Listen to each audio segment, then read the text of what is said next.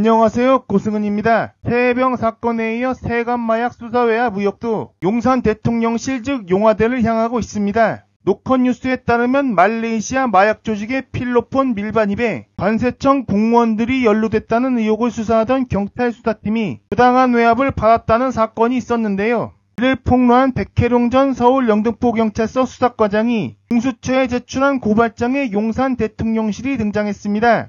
앞서 백혜룡 경정은 지난해 9월 말레이시아 마약 조직원들을 붙잡았고 나무도마 속에 숨겨진 필로폰까지 포함해 총 27.8kg을 압수했습니다. 이는 92만 6천 명이 동시 투약할 수 있는 양으로 약 834억 원 상당의 마약인 것으로 전해졌습니다. 백혜룡 경정은 이 과정에서 지난해 1월 27일 말레이시아 마약 조직원 6명이 필로폰 4kg에서 6kg을 몸에 부착해 인천국제공항을 통과했고 밀반입 당시 세관 직원들의 협조가 있었다는 진술 확보에 수사를 확대했습니다. 해당 보고는 영등포서장과 서울경찰청은 물론 윤익은 경찰청장에게도 보고됐고 훌륭한 성과라는 칭찬이 이어졌다고 합니다. 윤익은 청장은 훌륭한 성과 소기의 성과가 대뇌에 제대로 알려지고 평가를 받을 수 있도록 세심하게 직접 챙겨보라며 백혜룡 경정을 칭찬했다는 겁니다. 그러나 노련 일주일 만에 분위기가 확 바뀌었다는 겁니다. 직속상관인 당시 영등포경찰서장이 지난해 9월 20일 밤 백혜룡 경정에게 전화를 걸어 용산에서 사건 내용을 알고 있다, 심각하게 보고 있다는 취지로 압박을 했다는 겁니다. 이는 즉 관세청 내용을 삭제하라는 취지의 압박이었다는 겁니다. 실제로 9월 22일 예정이었던 언론 브리핑은 연기됐고 이후 뒤늦게 열린 브리핑에서도 세관과 관련된 내용은 모두 삭제됐다고 합니다. 당시 이 문제로 경찰 수뇌부와 갈등을 빚은 백혜룡 경정은 지난 18일 서울 강서경찰서 소속 지구대로 발령되면서 수사에서 배제됐으며 다음 날엔 경찰청장 후보자로 지목된 조지호 서울경찰청장으로부터 경고 징계까지 받았습니다. 백혜룡 경정 역시 지난 16일 고강효 관세청장과 김광호 전 서울경찰청장 등 9명을 직권남용 권리행사 방해 및 변호사법 위반 혐의로 공수처에 고발했습니다. 백혜룡 경정은 조지호 경찰청장 후보자 인사청문회 증인으로 출석해 수사회와 무효과 관련해 증언했습니다. 양부남 더불어민주당 의원이 조금 전까지만 해도 경찰청장이 마약 수사 잘했다고 칭찬했는데 갑자기 영등포 경찰서장이 용산에서 다 알고 있다, 심각하게 생각한다, 예정된 브리핑을 연기하자는 얘기 듣고 어떤 생각이 들었나라고 묻자 백혜룡 경정은 경찰서장이 밤 9시에 전화를 주고 심각한 어투로 얘기를 했다, 그 전에 여러가지 전조 증상이 있었다라며 브리핑을 연기하라는 얘기에 서장님 제 신뢰가 깨지는 일이다, 안 된다라고 답했다는 겁니다. 그러자 영등포 경찰서장이 용화대를 거론하며 지시하는 것이다, 따르라고 얘기했다는 겁니다. 백혜룡 경정은 여러가지 전조 증상에 대해선 세관 현장 조사 전에 김광호 당시 서울청장과 영등포 경찰서장 등과 오찬을 했는데 특별한 현황과 주제도 없었는데 보안에 붙여달라고 강조했다라며 상당히 기분이 안 좋았다라고 밝혔습니다. 백혜룡 경정은 브리핑을 하기로 하고 서울청 수사지휘부에 이를 보냈는데 국가수사본부로 보내지 않아 당황하던 차에 서장에게서 전화가 왔다라며 용산에서 알고 있다, 심각하게 보고 있다며 브리핑은 안 하면 안 되겠냐고 연기하라고 지시했다라고 거듭 설명했습니다. 백혜룡 경정은 또 수사 결과 브리핑 발표 전 서울경찰청에서 당시 형사과장 호출로 내용 관련 협의가 있었다고 증언했습니다.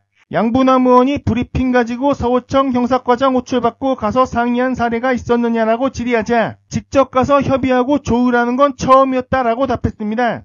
서울경찰청으로부터도 수사외압을 받았다고 증언한 것입니다. 백혜룡 경정은 대뜸 저한테 서울청 형사과장이 하는 말이 브리핑하는 거 좋아하세요라고 물었다. 지휘부에서 마약 사건 홍보 열심히 하라고 지시가 계속 내려와서 이렇게 한 건데 갑자기 그런 말을 하니 굉장히 당황했다라고 전했습니다. 또한 언론 브리핑 과정에서 세관이 연루되어 있다는 내용이 브리핑에 나오지 않도록 하라는 요구 역시 받았다고 증언했습니다. 백혜룡 경정은 또 지난해 10월 5일엔 서울경찰청 생활안전부장이었던 조병로 경무관으로부터 전화를 받고 인천세관 직원이 관련된 부분을 브리핑에서 빼달라, 국정운영에 부담 줘선 안 된다라는 취지의 압박을 했다고 증언했습니다. 그 다음 날인 10월 6일엔 인천세관의 통관 이국장이 자신을 만나러 왔고 역시 세관 부분 관련을 브리핑에서 빼달라는 요청을 했다고 증언했습니다. 백혜룡 경정의 청문회 증언에 따르면 통구한 이 국장이 자신을 찾아오게 된 것은 관세청장의 지시였고 인천세관장 역시 서울청장을 만나라는 지시를 받았다는 겁니다. 그러자 백혜룡 경정이 관세청장은 어디 갔냐라고 물었는데 통구한 이 국장은 다른 곳에 계신다라는 답만 했다는 겁니다. 백혜룡 경정이 이처럼 요구를 모두 거절한 뒤인 6일 오전 경찰 지휘부로부터 사건 이첩 지시가 내려왔으며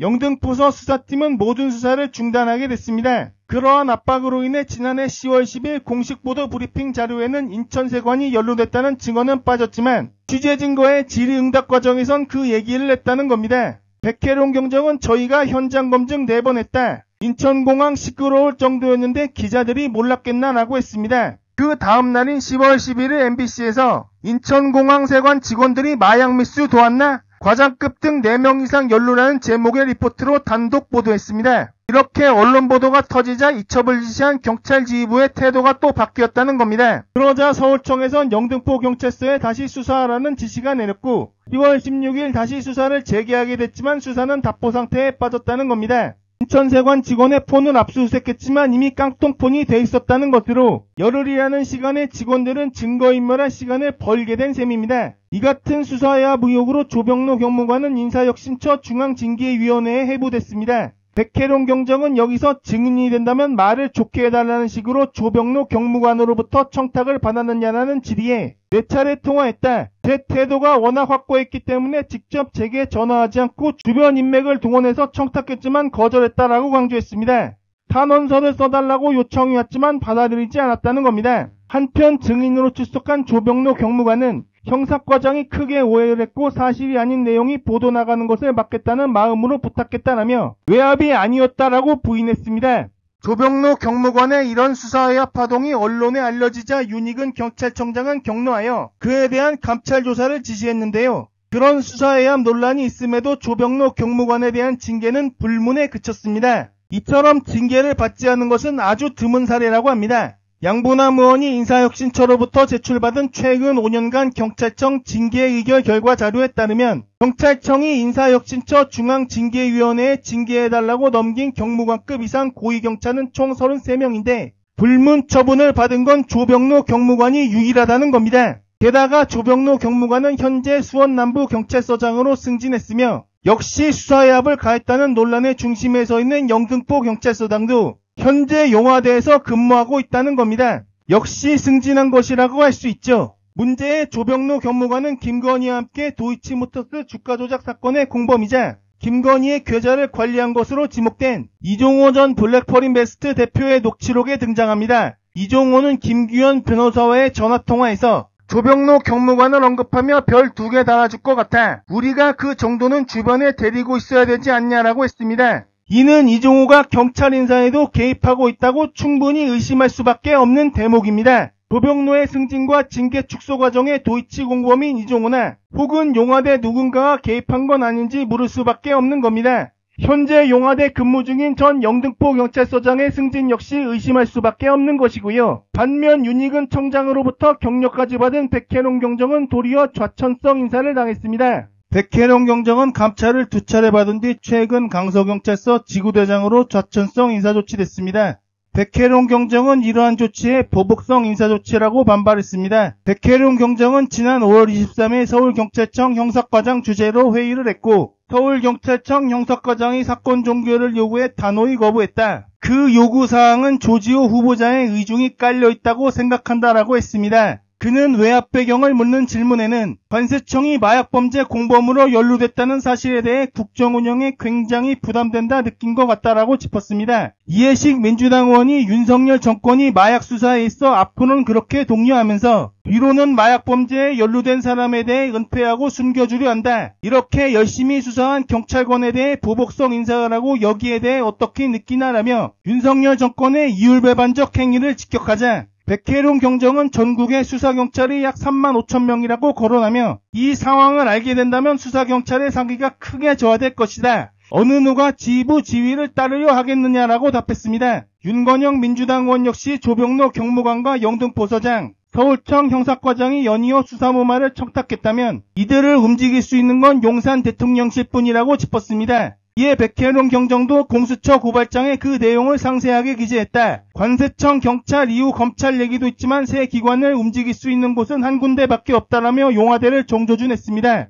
윤석열 정권은 초기부터 마약과의 전쟁을 떠들었고 그 과정에서 서울 한복판에서 159명이 희생되는 이태원 참사라는 비극까지 일어났습니다. 그렇게 주둥이만 열면 마약 타령을 일삼더니 왜 마약 사건에 연루된 관세청 직원들을 그토록 감싸려 했던 것일까요? 물론 일개 관세청 직원이 아닌 다른 핵심 관계자가 연루되지 않고서야 그런 행위를 할 이유가 없습니다만 용해인 기본소득당 대표는 이날 인사청문회 마지막 발언을 통해 오늘 조병로 경무관의 증언은 모순덩어리다 위증으로 가득 차 있다라며 녹취록 폭로 직후에 휴대폰 바꿔놓고 증거인멸이 아니다. 승진을 회유해놓고 형사과장이 오해하고 거짓말해서 그랬다. 그렇게 승진에 목을 매던 사람이 심지어는 자신이 요구하지도 않은 승진을 누군가 이종호에게 청탁하고 도이치모터스 주가 조작 공범 이종호는 자신이 바라지도 않는데 애써서 증인을 승진시키겠다고 인사로비로 그렇게 애쓰고 있었다는 말이냐라고 물었습니다. 용해인 대표는 담당 수사팀장은 일선 지구대장으로 좌천되고 조병로 경무관은 징계 하나 없이 자리를 지키며 다시 승진을 바라보고 있다. 용산이 심각하게 생각한다며 일선 팀장을 겁박했던 총경은 올해 초 대통령실 자치행정비서관으로 파견됐다라며 담당 수사팀 해체 검찰의 영장거부로 마약범죄는 끝까지 파헤쳐지지 못했다. 마약 사건 연루 의혹의 세관 직원은 제대로 된 수사조차 받지 않고 법막은 다 빠져나가고 있다라고 요약했습니다. 용해인 대표는 조지우 후보자에 대해 이 사건의 종지부를 찍은 사람이라며 적어도 수사해압 당사자를 도리어 압박하고 마약 수사를 더 못하도록 전보 조치한 책임져야 하는 건 아니냐, 결자해지해야 하는 건 아니냐라고 따져 물었습니다. 그러면서 행정안전위원회가 채택해야 할 것은 인사청문 경과 보고서가 아니라 국정농단 청문회 계획서여야 한다라며 마약 수사 외압과 중단 이종호와 조병로 증인이 연관된 인사청탁 의혹 그리고 용산 대통령실의 개입 여부를 명명백백히 국민 앞에 밝혀내기 위한 청문회 계획이라고 강조했습니다. 용해인 대표는 윤익은 경찰청장이 공로를 취하했던 마약 수사가 한순간에 축소되고 세관 직원들이 수사망을 비껴간 이유는 무엇인지 분명히 확인해야 한다라며 또한 이종호 녹취록에서 드러난 인사로비의 결과로 중앙징계위원회가 불문 결정을 내리고 경찰청이 조병로 경무관의 보직을 유지시켜주고 있는 것은 아닌지 명명백백히 밝혀야 한다라고 목소리를 높였습니다. 이번 사건을 두고 제2의 박정훈 대령 사건이 아니냐는 비유가 나오고 있습니다. 이건 특히 경찰청장으로부터 극찬까지 받았음에도 사건을 무마시켜달라는 윗선의 외압을 연달아 받은 뒤 사청까지 당했다는 폭로라서입니다. 이건 역시 윤석열이가 2번 연속 거부권을 행사한 최혜병 특검건과 더불어 특검 대상으로 충분해 보입니다.